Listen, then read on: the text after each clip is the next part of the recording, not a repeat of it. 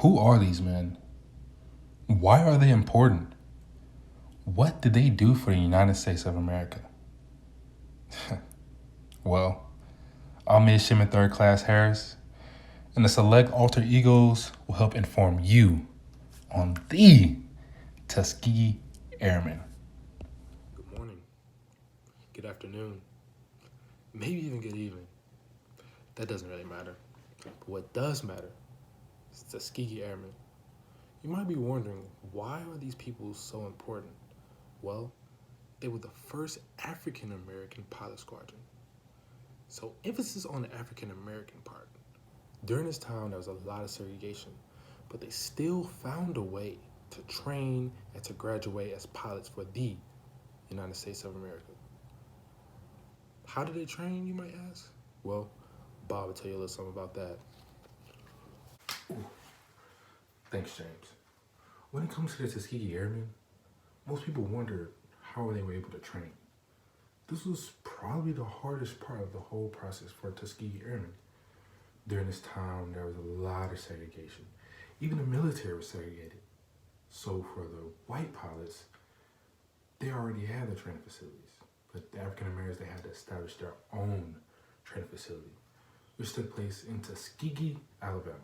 You might be wondering that during this time of segregation, how were African Americans able to get their own training facility to specifically train African Americans? Not only did they educate them, but they strengthened their pilot abilities.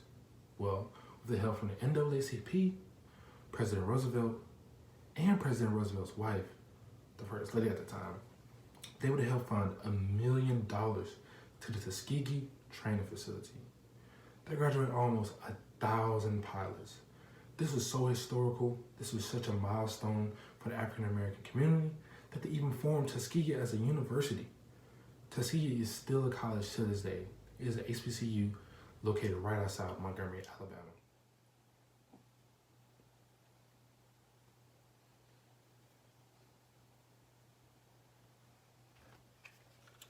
Okay, whatever, Bob.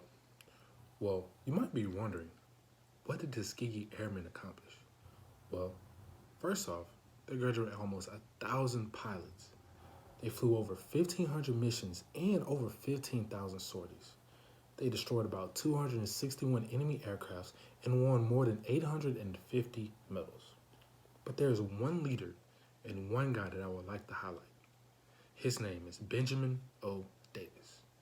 He'll have a word. Lieutenant General Benjamin O. Davis, Jr., graduate of West Point, a pilot in 1942, commander of 2 distinguished all-Negro squadrons during World War II.